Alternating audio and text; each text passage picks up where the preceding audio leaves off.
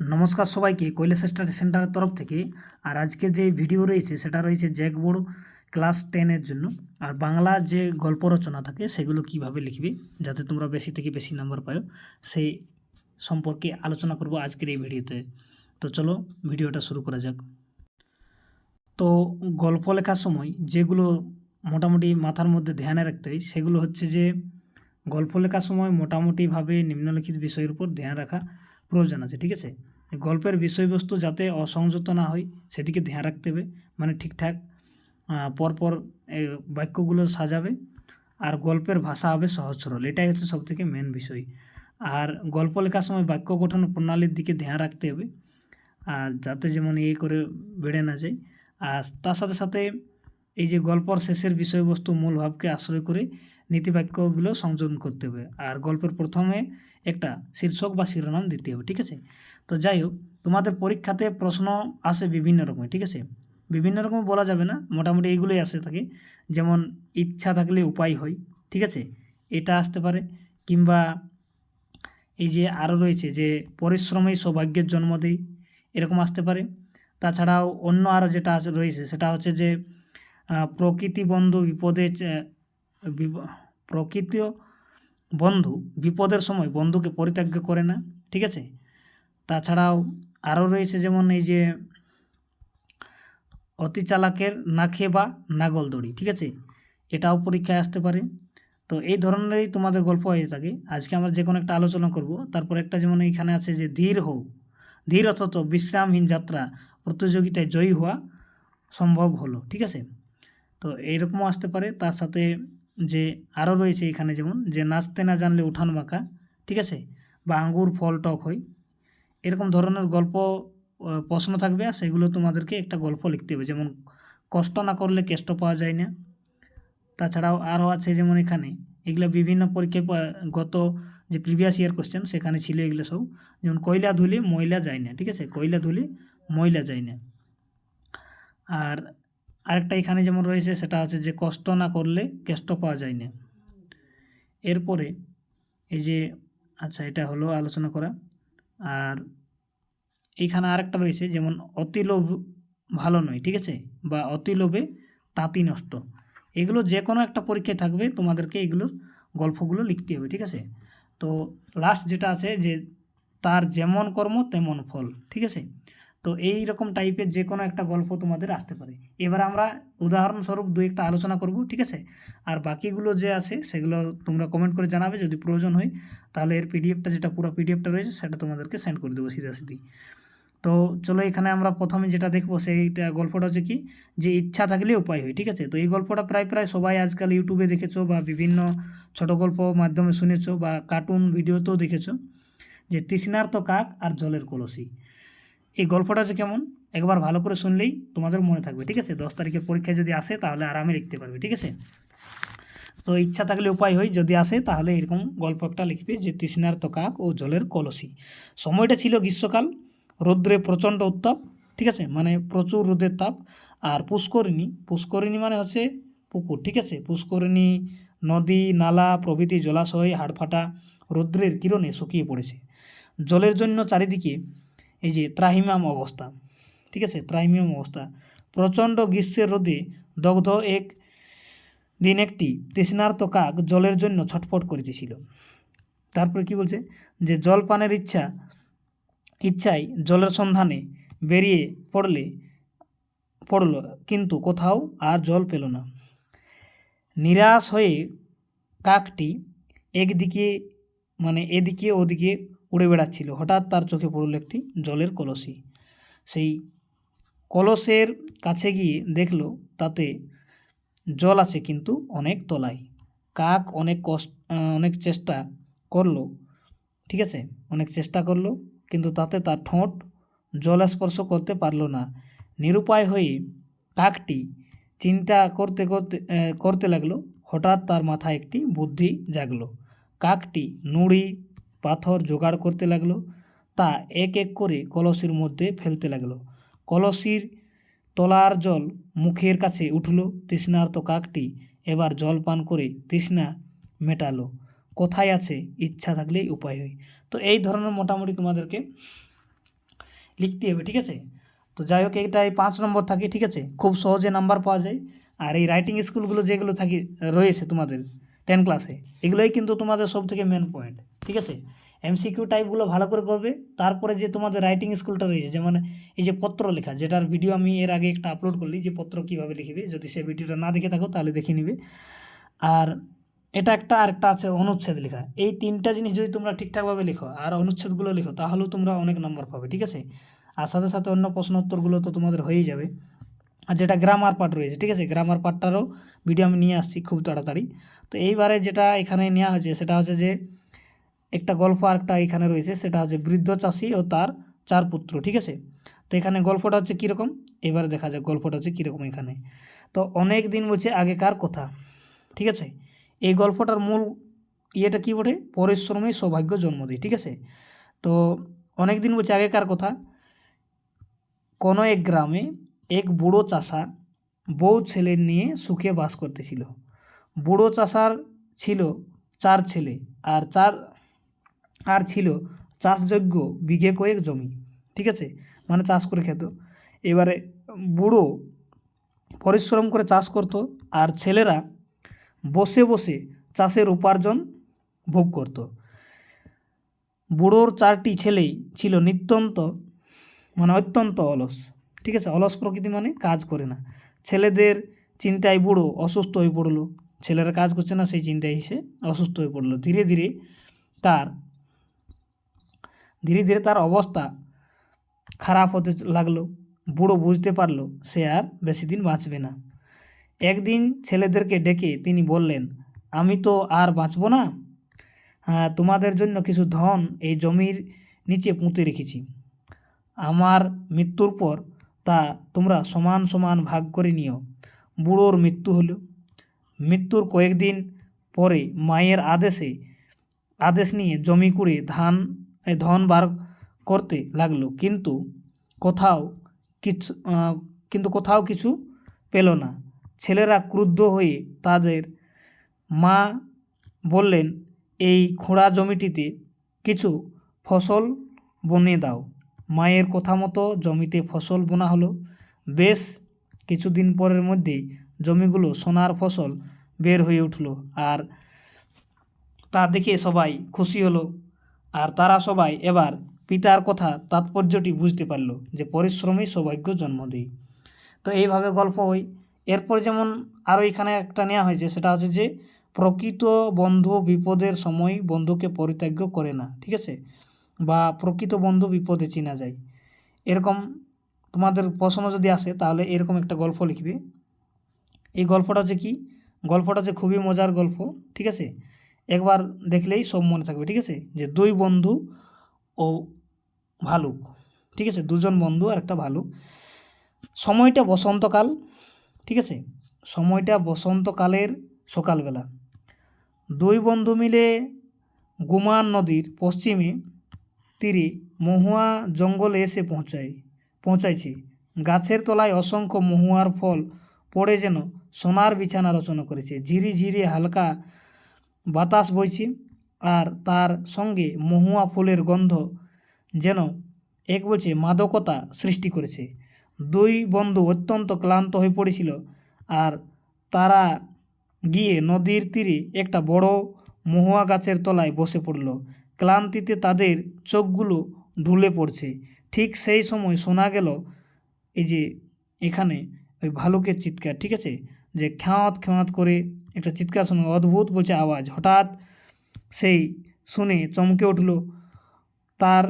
তারা তাকিয়ে দেখে একটা মস্ত বড় ভালুক, ঠিক আছে, মাটি শুঁকতে শুঁকতে তাদের দিকেই আসছে। ব্যাপারটা দেখে তারা উভয়ই মানে দুজনেই ভয়ে ভীত হলো, কিন্তু পালিয়ে যাওয়ার কোনো উপায় নেই।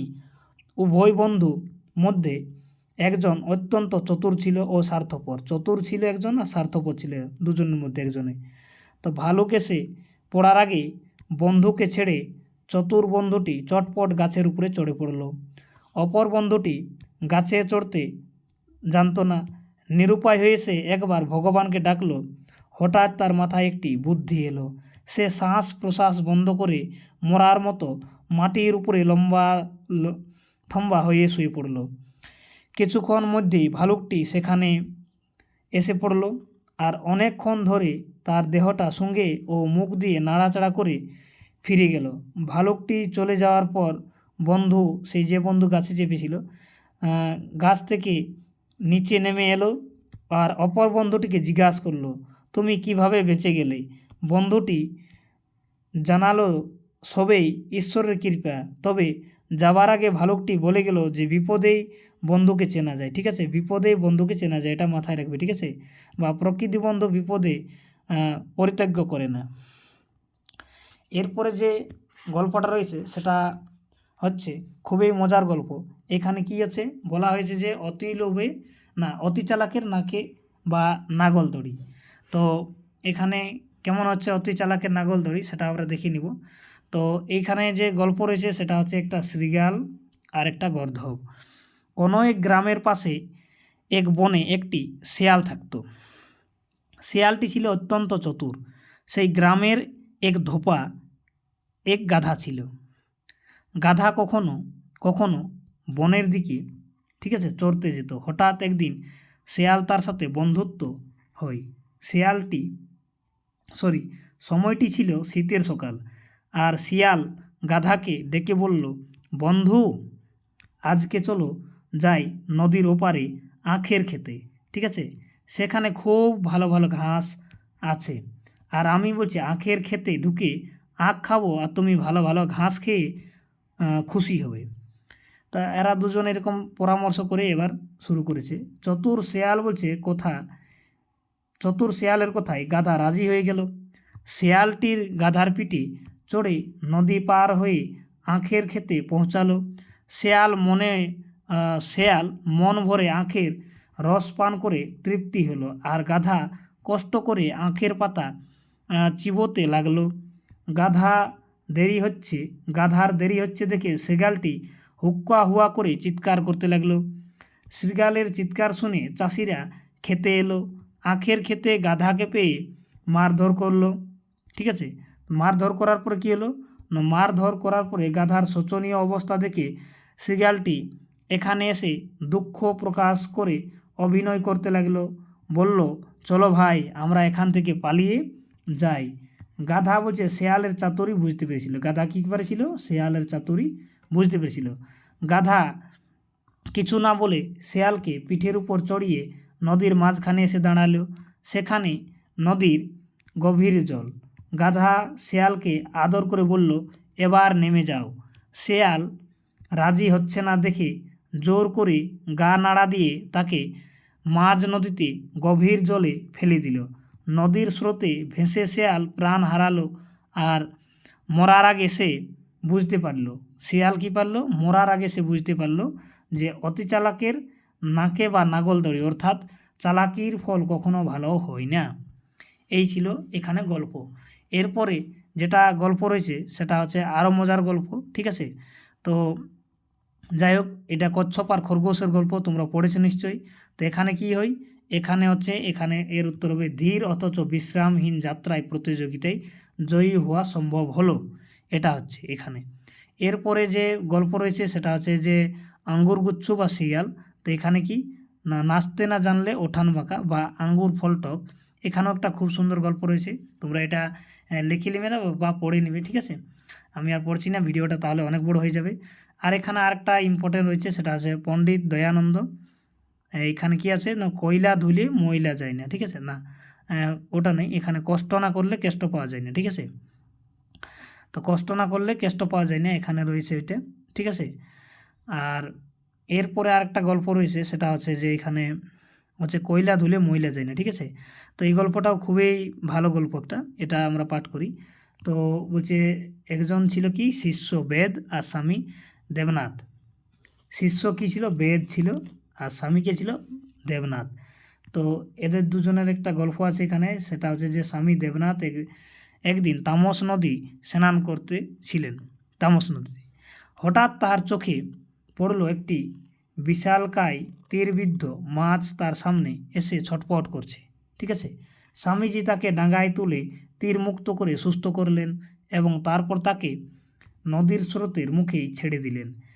এক বলছে বেদ দূরে দাঁড়িয়ে থেকে তা দেখল, আর বেদটি ক্রুদ্ধ হয়ে স্বামীজিকে তিরস্কার করলো, মানে গালিগালাজ দিল। এবারে স্বামী দেবনাথ তাকে বোঝাবার অনেক চেষ্টা করলো। তপস্বী দেবনাথ বেদকে নিজের আশ্রমে নিয়ে গেল, দীক্ষা দিলেন। ঠিক আছে, নিয়ে গিয়ে দীক্ষা দিলেন।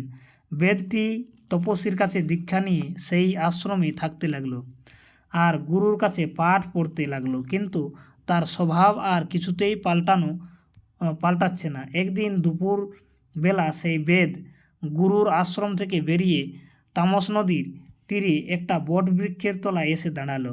হঠাৎ তাহার চোখে পড়ল একটা তৃষ্ণার্ত হরিণ শিশু। ঠিক আছে, নদীর স্রোতের মুখে জল পান করছে। কি করছে হরিণ শিশুটি? নদীর স্রোতের মুখে জল পান করছে। বেদের হাতে কোনো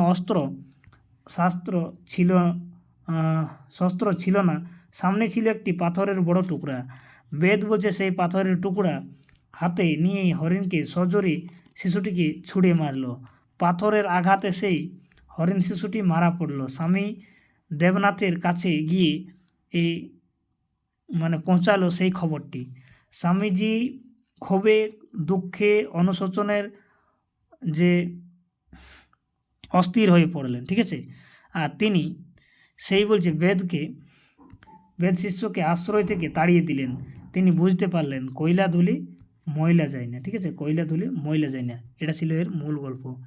এবারে শেষ আরেকটা এখানে গল্প রয়েছে, যেমন কষ্ট না করলে কেষ্ট পাওয়া যায় না, ওটা নেই। এই 9 নম্বর রয়েছে যে এই গল্পটা আছে কি, অতি লোভে তাঁতি নষ্ট, বা অতি লোভ ভালো নয়। তো এই গল্পটাও খুব মজার গল্প। যেমন একজন এখানে দেওয়া আছে যে বৃদ্ধ ব্যাঘ্র আর লোভী ব্রাহ্মণ।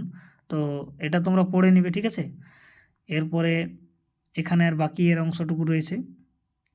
আর সবার লাস্ট যেটা গল্প রয়েছে সেটা হয়েছে যে তার যেমন কর্ম তেমন ফল। আমরা এটা দেখে নেব একটু। ঠিক আছে, যেমন কর্ম তেমন ফল যদি আসে পরীক্ষাতে তোমরা এটা আরামে লিখবে। তো এখানে যে রয়েছে গল্পটা সেটা হচ্ছে যে পাশ্চাত্য মহাদেশ ইউরোপের একটি সুন্দরতম দেশ হলো গ্রিস। পাশ্চাত্য মানে ইউরোপ মহাদেশকে, যেহেতু ওরা পশ্চিম আছে এই জন্য ওদেরকে পাশ্চাত্য বলা হয়। তাহলে ভারতের পশ্চিম দিকে আসার জন্য তো বলছে প্রকৃতির সৌন্দর্যে গ্রিস বিশ্বের সেরা দেশ। ঠিক আছে, এই যে গ্রিস দেশ রয়েছে এই প্রকৃতির সৌন্দর্যের কারণে কি বিশ্বের পুরো সেরা দেশ। আর এই দেশের রাজকাহিনীগুলো অত্যন্ত বিস্ময়কর মানে রাজাদের কাহিনীগুলো বিস্ময়কর কেন, মানে অবাক করে দিয়ে এরকম। স্বর্ণলোভী রাজা, এই যে মিডাসের কাহিনীটিও তেমনি। রাজা মিডাস ছিলেন অত্যন্ত লোভী লোক। কী ছিলেন তিনি? এই যে রাজা মিডাস, স্বর্ণলোভী আর রাজা মিডাস। ঠিক আছে, তো এই মিডাস ছিলেন অত্যন্ত লোভী লোক। সোনা সংগ্রহে রাজা সর্বদাই ব্যস্ত থাকতেন, সোনা সংগ্রহ করার জন্য। একদিন বলছে এক দেবদূত রাজা মিডাসকে দর্শন দিয়ে বললেন, তোমার কত পরিমাণে সোনার প্রয়োজন? তো বলছে রাজা দেবদূতকে জানালেন, আপনার যদি কৃপা হয়ে থাকে তবে আমাকে বর দিন, আমি যা স্পর্শ করব তা সোনা হয়ে যায়। মানে যেটাই আমি স্পর্শ করব সেটা সোনা হয়ে যায়। দেবদূত মনে মনে হাসলেন আর এই মিডাসের প্রার্থনায় খুশি হয়ে তথাস্তু অর্থাৎ তাই হবে বলে বর দিয়ে অন্তর্হিত হলেন। ঠিক আছে, মানে চলে গেলেন। এরপরে কি হলো রাজা এবার খুশি হয়ে সব কিছুতে হাত দিয়ে বেড়াতে লাগলেন আর তার ছোঁয়া পেয়ে সব সোনা পরিণত হতে লাগলো। রাজার কাছে খবর এলো তিনি স্পর্শ করতে সোনা হয়ে গেল, আর গ্লাস ও গ্লাসের জল সোনা হয়ে গেল, এবং ক্ষুধা তৃষ্ণা রাজা ছটপট করতে লাগলো। এমনকি রাজার ছোট মেয়েটাও তার হাতের ছোঁয়া পেয়ে সোনা হয়ে গেল। রাজার যে কন্যা ছিল বা মেয়ে ছিল সেও সোনা হয়ে গেল। রাজার দুঃখ কষ্টের আর শেষ রইল না। রাজা ক্ষোভে, দুঃখে, অনুশোচনায়, হতাশায় ধীর হয়ে দেবদূতকে ডাকতে লাগলেন। ঠিক আছে, আর রাজার দুঃখে কাতর হয়ে দেবদূত পুনরায় তাকে দেখা দিলেন। রাজা এবার দেবদূতের পায়ে পড়ে কাঁদতে কাঁদতে তার দেওয়া বর ফিরিয়ে নিতে অনুরোধ করল। রাজা বুঝতে পারলেন যে সোনার লোভ তার কি সর্বনাশ করেছে, তাই বলা হয়েছে যে তার যেমন কর্ম তেমন ফল। ঠিক আছে, তো মোটামুটি এরকম টাইপের তোমাদের এই গল্প রচনা আসতে পারে। পরীক্ষাতে আলে তোমরা নির্দ্বিধায় এগুলো লিখবে। ঠিক আছে, আর যেগুলো তোমাদের যদি এখানে কোনো সমস্যা হয় তাহলে কমেন্ট করে জানাবেন, বা যে হোয়াটসঅ্যাপ নম্বর দেওয়া রয়েছিল আগের ভিডিওতে, সেই ভিডিওগুলোতে দেওয়া রয়েছে নিশ্চয়ই, সেখান থেকে মেসেজ করে নেবে নাম্বার নিয়ে। তো যারা এখনও পর্যন্ত আমার বাকি ভিডিওগুলো দেখেনি তাদেরকে অনুরোধ রইল তারা যেমন খুব তাড়াতাড়ি সেই ভিডিওগুলো দেখে নেবে, কেননা কালকের দিনটা টাইটাই রয়েছে আপনাদের জন্য একটা দিন। তো সব রিভিশন করে নেবে একবার করে, আর পরীক্ষাটা ভালো করে দিবে। তো ধন্যবাদ সবাইকে ভিডিওটা লাস্ট পর্যন্ত দেখার জন্য। একটু ভিডিওটা অনেক বড় হয়ে গেছে, তো যাই হোক এখানে অনেকগুলো গল্প আমরা আলোচনা করলাম একসাথেই, ঠিক আছে, একটা ভিডিওর মধ্যেই।